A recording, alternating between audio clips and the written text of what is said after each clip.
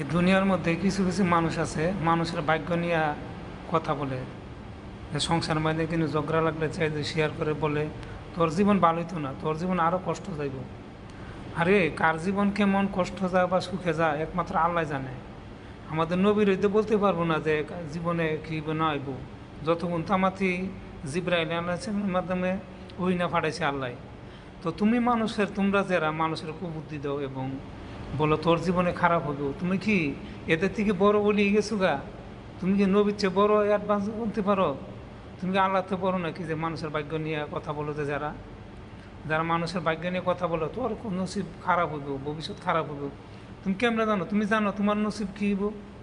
কিছু কিছু দুনিয়ার মধ্যে বাংলাদেশের মধ্যে মানুষের ভাগ্য নিয়ে কথা বলে তোর ভবিষ্যৎ খারাপ হবে, এটাকে মানুষের সংসার নষ্ট করে, অথচ সে জানে না তার নসিবে কী আছে। কেন আপনারা এত অ্যাডভান্স গণেন কিসের জন্যে?